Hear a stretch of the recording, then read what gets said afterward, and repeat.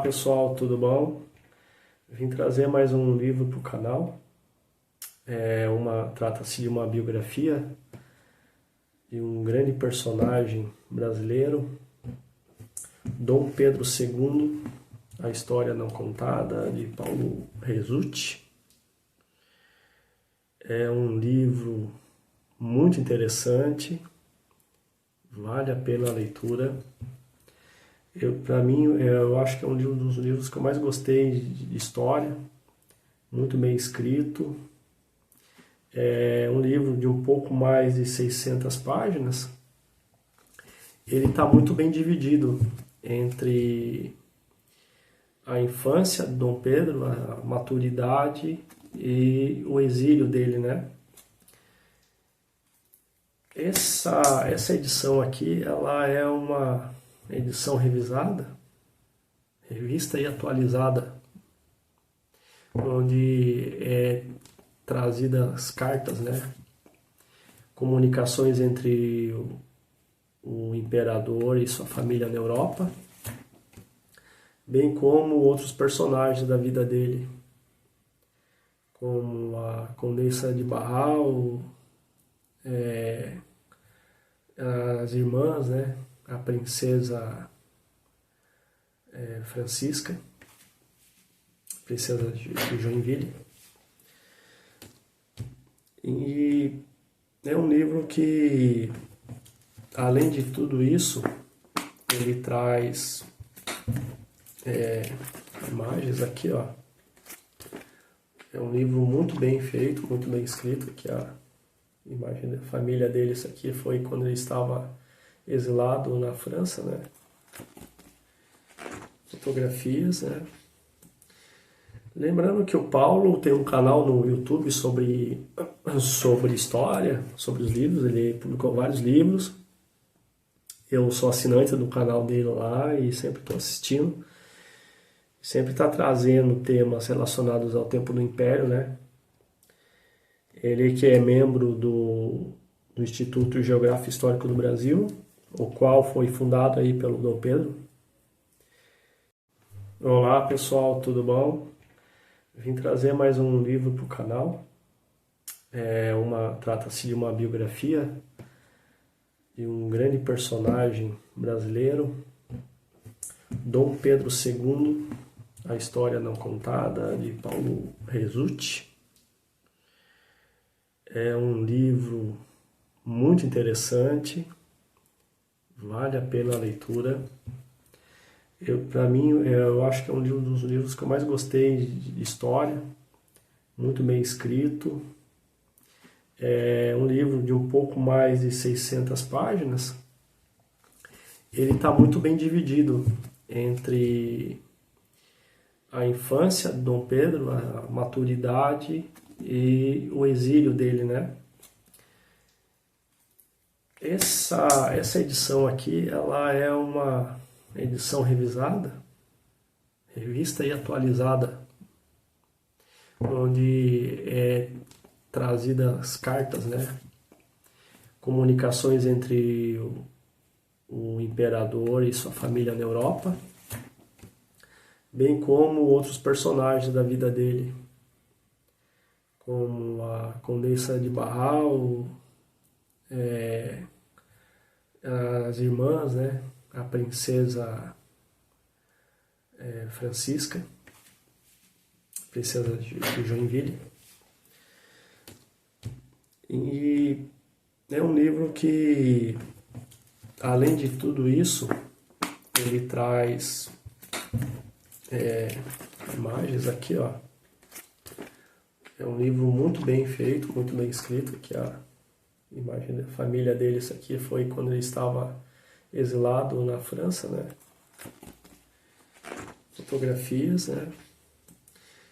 Lembrando que o Paulo tem um canal no YouTube sobre história, sobre os livros, ele publicou vários livros. Eu sou assinante do canal dele lá e sempre estou assistindo. Sempre está trazendo temas relacionados ao tempo do Império, né? Ele que é membro do Instituto Geográfico Histórico do Brasil, o qual foi fundado aí pelo Dom Pedro. É importante mencionar que essa nova edição, ela traz importantes os gastos menção dos gastos do imperador com bolsa de estudos, né? Que ele destina parte da sua dotação anual para essas pessoas aí que muitas vezes iam para o exterior para estudar, né? Inclusive a primeira mulher que se formou em medicina, que era brasileira, né, conseguiu seu diploma nos Estados Unidos, foi decorrente aí da ajuda financeira do imperador. O livro começa com um prólogo, onde Dom Pedro exclama, né, vocês são um bando de doidos, aos militares, porque quando da queda da monarquia, né, em 15 de novembro de 1889, foi dado ao imperador um certo tempo para que ele pudesse sair do país. Então havia sido marcado no dia seguinte, durante o dia, 2 dias em seguida, se não me engano, para que ele pudesse deixar o país. Mas durante a madrugada ele foi recebido por alguns militares, né? Inclusive entre eles aqui, como eu sou de Santa Catarina, a gente conhece a cidade aí de Lauro Miller, e esse personagem teve envolvido, Lauro Miller, que era um militar, né? Esteve envolvido nesse episódio aí, né, das comunicações entre o novo governo, o governo provisório do Marechal Deodoro, e o Dom Pedro II, né, e seus conselheiros ali. Então, o livro começa, né, com essa exclamação para Dom Pedro ter que sair dessa forma do país, né, praticamente expulso. Foi bastante difícil aí. E durante toda a vida dele ele vai relatar essa passagem com bastante ênfase. Sobre o banimento, tem uma carta bem interessante no livro, que foi escrito pelo ministro austríaco, foi despachado no dia 24 de dezembro para Viena, onde ele relata ali sobre a questão do banimento do Dom Pedro. Ele fala assim: agora o mesmo povo nos últimos dias não mexeu um dedo na sua estúpida apatia para evitar o banimento forçado do monarca, que tão recentemente era o centro de tal regozijo. Lembrando, né, que Dom Pedro II, por parte de mãe, a mãe de Dom Pedro II era austríaca, né? Então o governo austríaco sempre teve essa proximidade com Dom Pedro em função da sua descendência, né? O imperador Francisco era seu avô, né? Então eles sempre trocavam cartas e tinham um relacionamento aí. Então essa é uma visão aí das autoridades austríacas da época, né? Que quando não deu tempo também, né, para que houvesse uma contestação nas ruas acerca do fim da monarquia. Foi uma coisa muito rápida, né? Então não teve esse tempo de uma contra-revolução. O regime, o novo governo, a república queria se livrar dele, né? Para que não ficasse, para que a nova república não caísse, né? O capítulo sobre a infância de Dom Pedro II há um relato da vida diária, né, do monarca, do príncipe que viria a ser imperador. Então tinha uma rotina bem disciplinada, né? Acordava às 7 horas da manhã, ia rezar, estudava bastante, tinham disciplinas para o guri de literatura, de línguas. Então, diferentemente do pai, do Pedro I, né? Que parece que tinha uma liberdade maior em relação à rotina, ele sempre foi direcionado para uma formação mais sólida. Dom Pedro relata que ele sentiu dessa falta de conhecimento, de cultura, né? E não queria que o filho passasse pela mesma situação, então Dom Pedro I, antes de sair do país, delineou bem essa situação da formação do filho, né?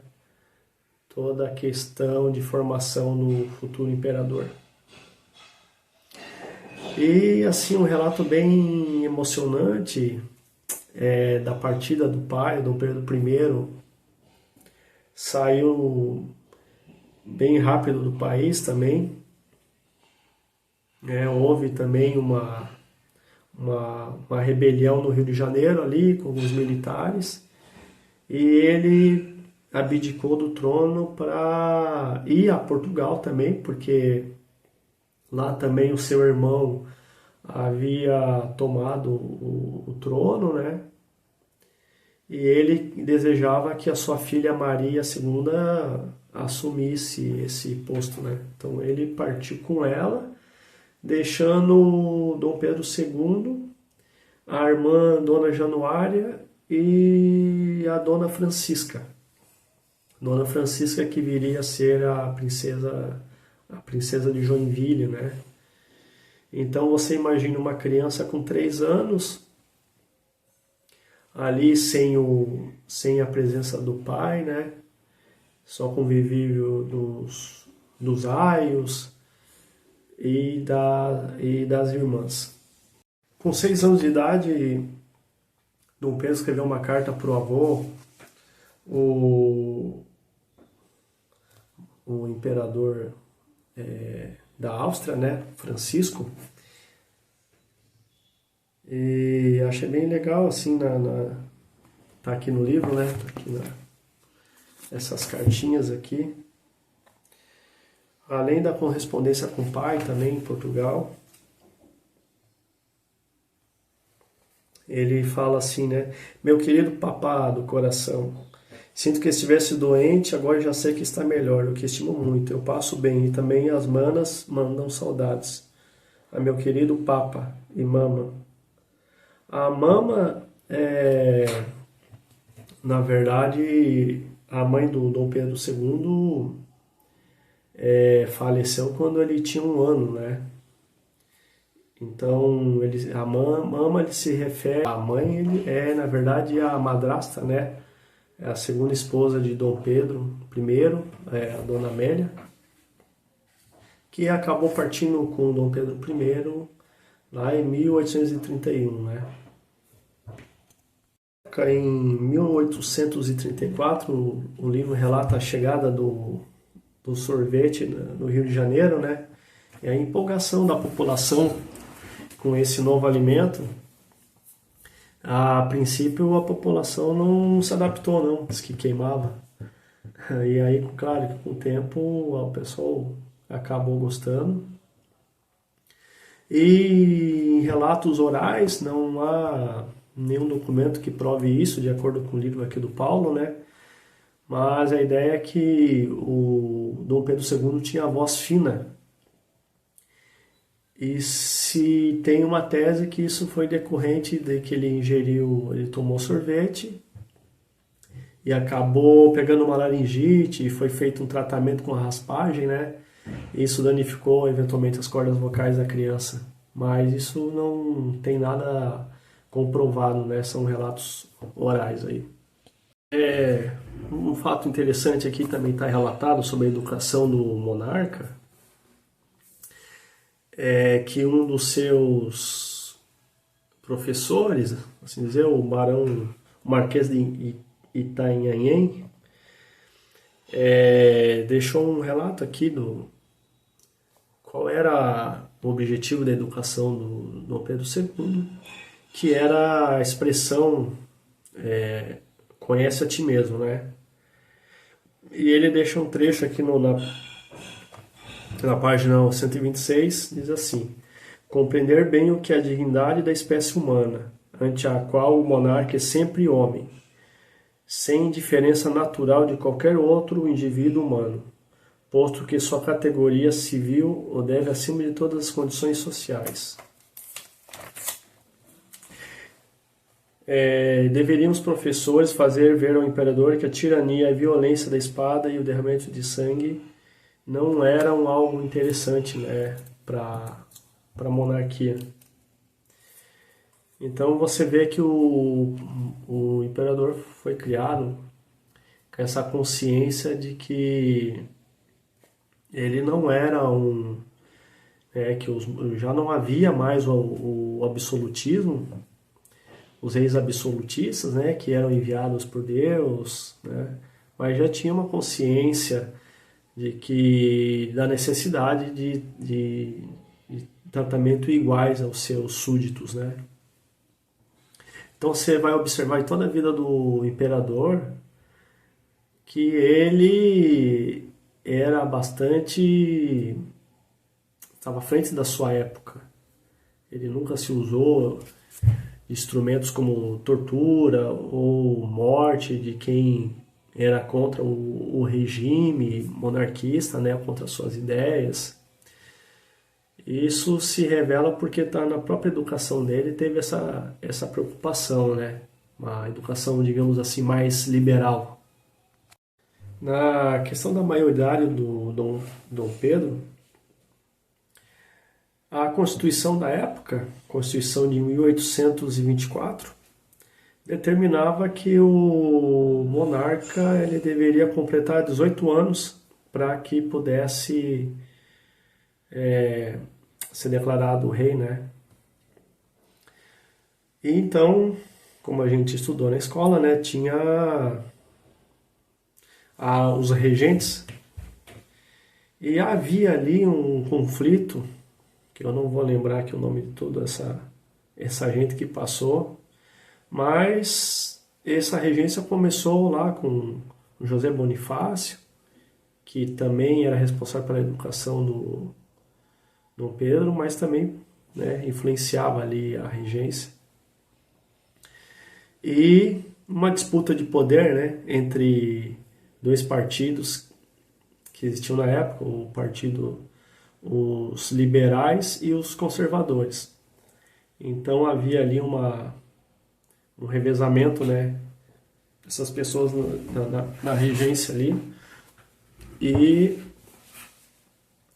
até que houve uma conspiração para que Dom Pedro II desse um golpe, né? Não ele, Dom Pedro, afinal de contas ele tinha apenas 15 anos nessa época, né?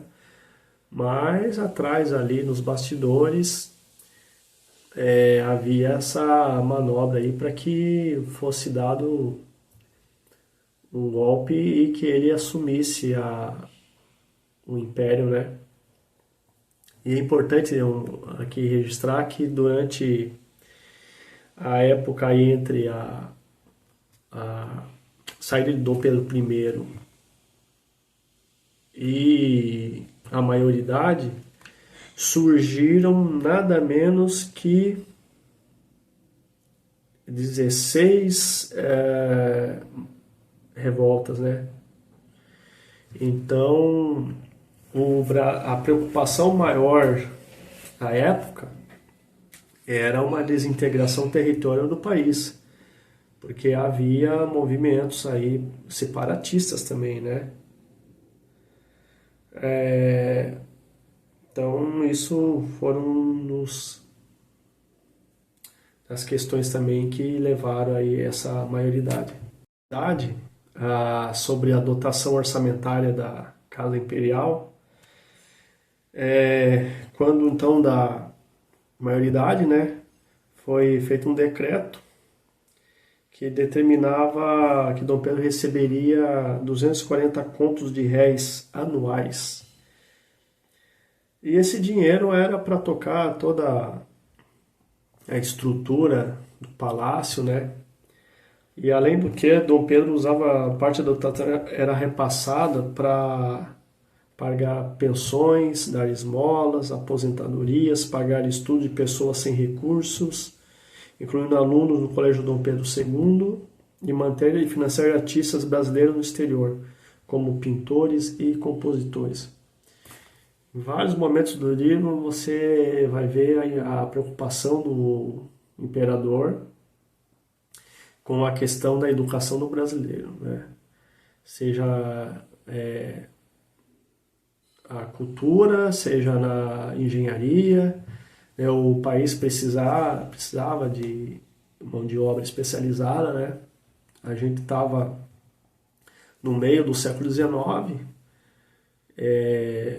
a Europa já estava numa revolução industrial e os descobrimentos tecnológicos iniciavam-se a todo vapor, né? Então o Brasil não poderia ficar de fora. Ele entendia isso e sempre investiu na educação. Casa jovem, né? Em 1842. E essas questões de casamento eram tratadas como de governo, né? Uma preocupação do império com quem o imperador ia casar. E nesse livro eu entendi assim a questão do casamento era muito mais do que amor, era o estreitamento de relações entre países, né? E queriam buscar uma europeia para o imperador, de uma dinastia importante, né? E ele teve dificuldade no começo porque o seu pai, Dom Pedro I, era conhecido por ser mulherengo e ter traído a sua mãe, né, Dona Leopoldina. Então as dinastias europeias ali começaram a achar que Dom Pedro II era igual ao pai, né? Então começaram a negar e o casamento não foi fácil. Lembrando que o Dom Pedro II descendia de uma casa dinástica muito poderosa, famosa na Europa, né? Era os Habsburgo, né? Então, Dom Pedro II carregava toda essa importância aí, além do Bragança, Portugal. Então queriam casar com ele alguns países austríacos, mas não deu certo. E arrumaram para ele lá uma princesa das duas Sicílias, a Dona Teresa Cristina, né? E naquela época, para se conhecer, era feito um contrato, né? O embaixador brasileiro lá na Itália faz todo esse trâmite e é mandado uma foto para o noivo, né? E Dom Pedro II a foto era bonita. Ele ficou entusiasmado. Mas quando a sua chegada no Rio de Janeiro, ele ficou decepcionado porque a foto era uma coisa e a realidade era outra, né? Ou seja, o que acontece hoje nas redes sociais não é uma novidade, né? Já se praticava isso lá no século XIX, né? Então ele, mas, né, se assustou. E um relato aqui que ele, quando conhece a Dona Teresa Cristina, ele chora e vai conversar com a sua aia, né? A sua criada, que afinal de contas criou essa criança, né?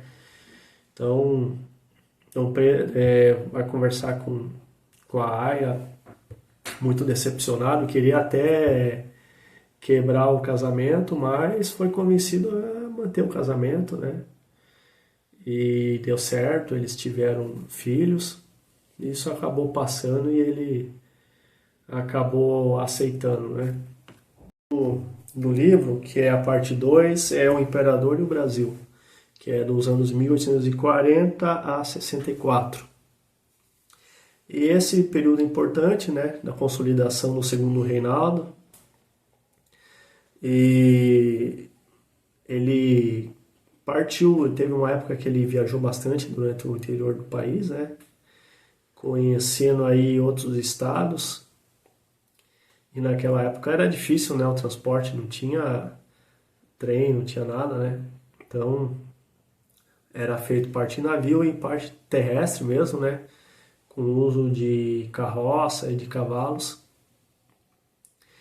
E uma passagem que eu achei interessante, que ele, em Santa Catarina, na atual Florianópolis, chamava-se Desterro, a ilha de Desterro, né? Ele conheceu um, um padre que lhe deu uma cópia da obra dos Lusíadas, do Camões, e tinha lá supostamente assinado pelo próprio Camões, né? E depois essa obra aí, ele, quando da queda do Império, ele sempre carregou essa obra.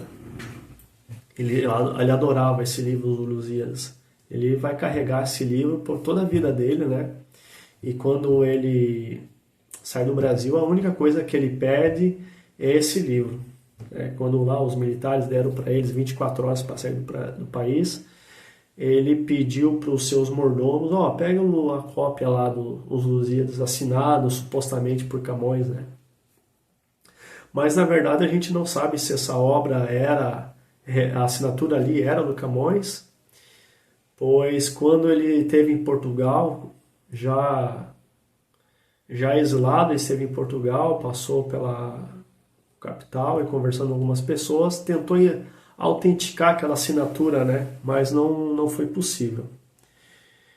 Então, nessas passagens do Dom Pedro pelo interior do Brasil, pelo Paraná, Santa Catarina, Rio Grande do Sul, ele ficou encantado com a dimensão do país e foi muito feliz assim no seu império. Também tem um capítulo especial sobre a Guerra do Paraguai, a Guerra Cisplatina, e então um capítulo importante do livro, né? Dom Pedro II se envolveu pessoalmente, ele foi até a frente de combate, né? Inclusive seus conselheiros não queriam que ele participasse mais efetivamente. Tanto ele quanto o seu genro, o Conde Deu, né? Que era casado com a princesa Isabel, participou também, era marechal do Exército Brasileiro. Título esse que não tinha também um caráter efetivo, né? Eles recebiam esse título de marechal. Marechal no Exército é aquele que participou em guerra, né? Então, ele não tinha participado antes de guerra, mas ganhou titular. Enfim, o Dom Pedro II também, inclusive, foi enterrado com esse uniforme de marechal do Exército Brasileiro, né? Então, é um relato importante. Foi o caso de um embaixador britânico no Rio de Janeiro e o imperador, onde teve uma briga entre marinheiros ingleses e brasileiros, e esse embaixador era tido como arredio e mal educado, né, porque já estava em terras brasileiras, mas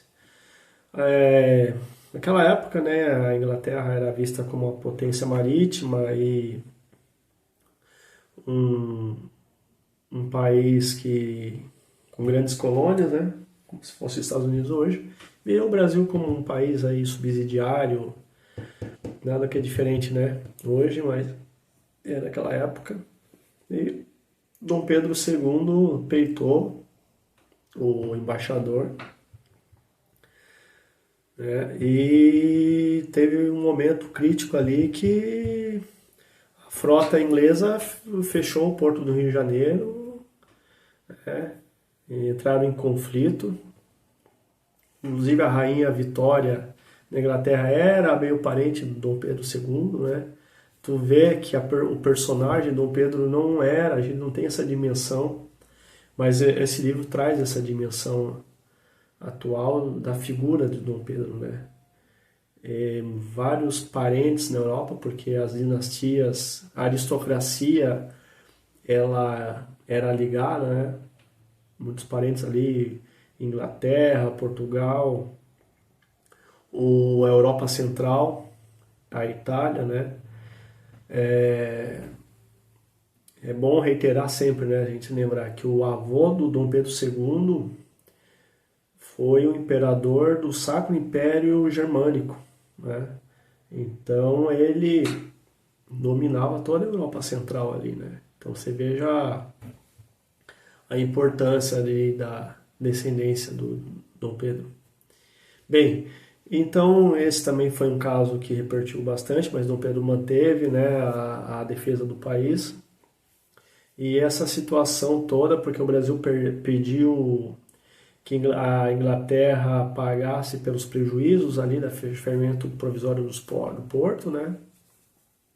A Inglaterra não aceitou e essa situação caiu para a arbitragem, né? De um terceiro, que foi o rei da Bélgica, que decidiu a favor do Brasil. O Brasil acabou ganhando essa disputa aí. Uma época que é retratado aqui um capítulo que se chama O Imperador e o Mundo, né? O Cidadão do Mundo, em que o Dom Pedro vai à Europa, né? E ele incansavelmente viaja toda a Europa, conhece, que ele já conhecia nos livros, ele vai conhecer de fato, né? Inclusive a comitiva que ele está reclama que ele não para de andar. A esposa, Dona Teresa Cristina, nos momentos fica cansada, né, de tanto caminhar e visitar museus, pessoas, personalidades. E ele um ritmo bem forte, né? O pessoal não consegue acompanhar ele. E num desses ele vai visitar o escritor Victor Hugo, que produziu a peça, o livro, né, Os Miseráveis. E essa passagem não cai muito bem, porque Victor Hugo é um republicano, né? Então, você veja que a figura do Dom Pedro, como ela é instigante, né? Embora fosse um monarquista, ele era encantado pela literatura e, independente da posição política, ele respeitava e admirava esses grandes autores, né? Ele ficou insistindo com conhecer Victor Hugo e conseguiu, né? Aqui mostra que ele conseguiu conhecê-lo. Já no capítulo do Fim do Império, que trata ali do final, né? Do século XIX ali, 1880, a causa do fim do Império é retratado são várias as causas, na verdade, né? Mas com certeza a lei Áurea foi uma das responsáveis aí. Os aristocratas, donos de terras, não ficaram contentes, né, com a perda do patrimônio, né, do patrimônio que eram os escravos. E isso se refletiu na coroa, né? Houve os partidos que davam base de apoio ao governo, ele enfrentou muitas dificuldades, né? Então isso aí foi um dos fatores, além da Guerra do Paraguai. A Guerra do Paraguai, na verdade, ela formou uma classe nova, que eram os militares. Os militares cresceram bastante nessa época, né? Claro que toda a guerra faz com que o poder bélico no país cresça, a organização militar. E então o exército viu uma oportunidade de influenciar mais a monarquia, né? A sociedade, na verdade. Então esses dois fatores aí contribuíram para a queda do Império.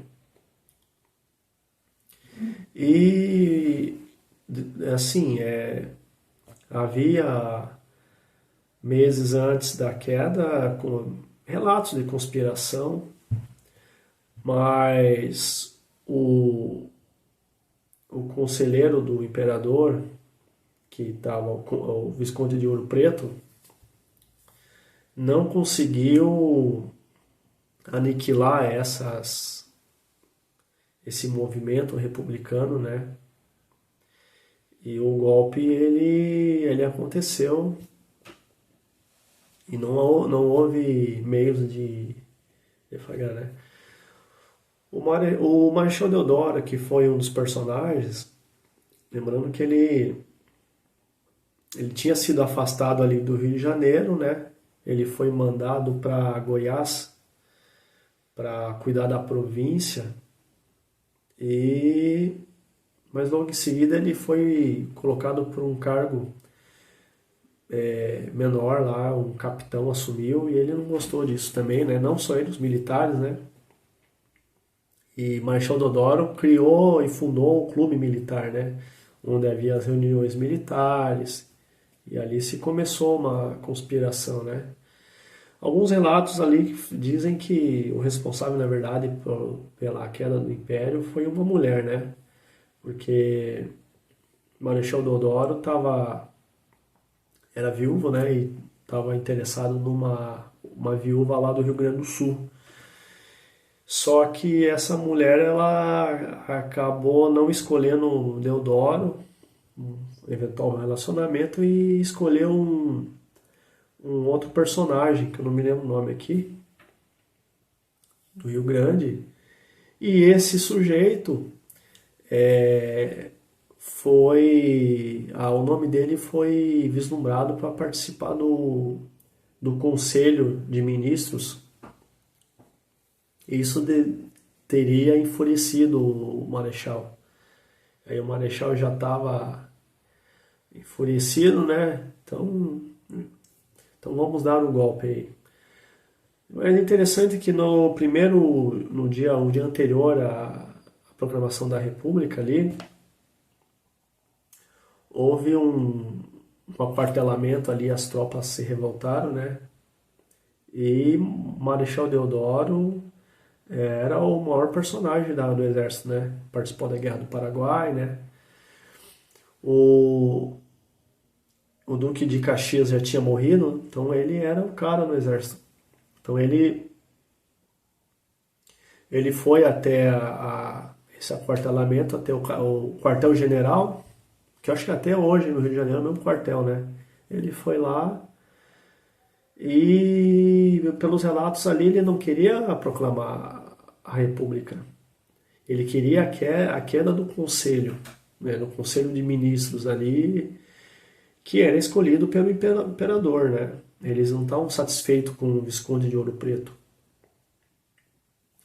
Havia uma insatisfação ali.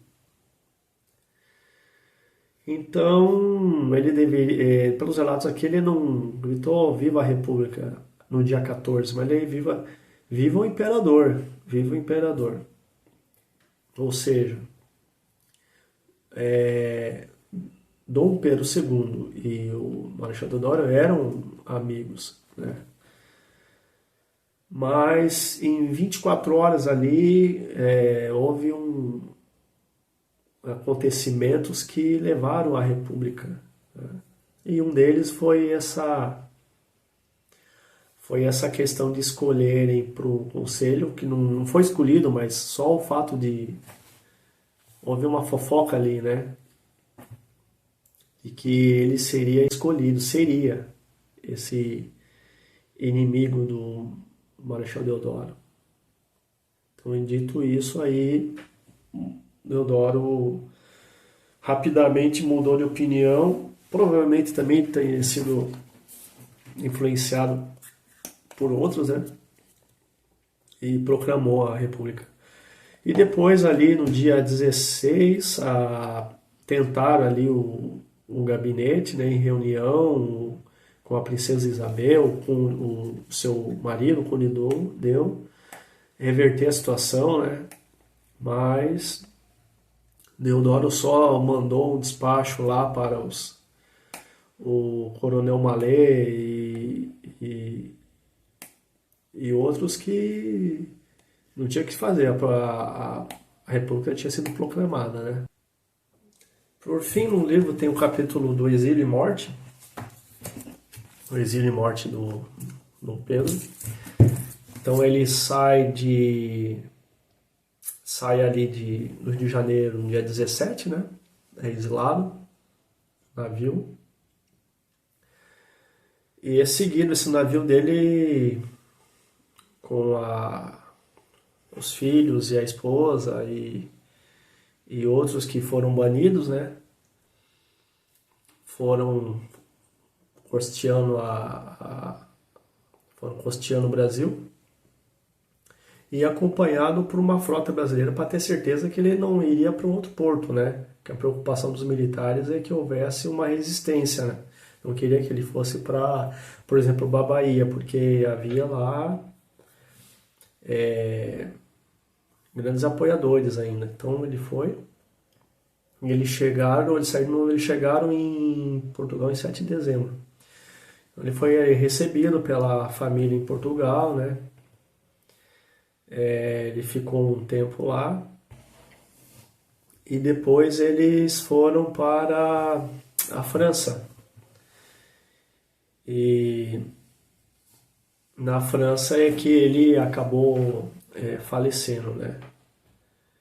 Ele faleceu em 1892, no mês de dezembro, pouco perto ali do nascimento dele, no dia do nascimento ele faleceu. Vale destacar que a esposa, Dona Teresa Cristina, faleceu em 1890. Então depois de um ano de que ele estava exilado, a esposa morreu. E ali retrata no livro, né, o quão pesado foi para ele a perda da pátria e a perda da esposa. Então isso abalou muito a saúde, né? E ele morreu igual o pai, com pneumonia. Ele morreu num hotel na França chamado Redford. Inclusive esse hotel lá tem uma placa. Eu fiz uma pesquisa ali no Google, se você vai ver que tem uma placa ali que dizem que aqui faleceu Dom Pedro II. E quando da morte dele, foi um evento belíssimo assim na França. O governo francês deu honrarias a ele, né? E generais e regimento acompanharam o funeral. Inclusive o governo brasileiro, através do embaixador brasileiro na França, pediu explicações, porque o regime tinha que... não poderia haver uma apologia, né, à morte do imperador. Então o governo falou, esse cara aí ele não representa o país mais, né? Mas mesmo assim houve essa última homenagem ao Dom Pedro II. E grandes personalidades da cultura estiveram presentes, como Alexandre de Dumas Filho, o escritor, né? Tantas outras. Então, quando eu li o livro, assim, o que eu achei? Ficou claro para mim que a figura do Dom Pedro, primeiro que foi importante para o país, certamente. Porque ele, sempre preocupado com a cultura, a arte, a ciência, a tecnologia, né? Esteve nos Estados Unidos, participou de conferências, feiras sobre as novidades tecnológicas, na época que era o telefone, ele conheceu o Graham Bell, né? Então você percebe que a figura dele, a personalidade dele era do intelectual. Ele era um cara ligado às artes. E essa figura, ela foi importantíssima para a união do nosso país, né? Mal ou bem ele manteve ali as fronteiras, né? Então, assim, pessoal, eu recomendo fortemente esse livro. É uma belíssima obra aí. O Paulo tá de parabéns, né? Gostei bastante, tá bom? Então é isso aí, pessoal. Até uma próxima aí. Abraço.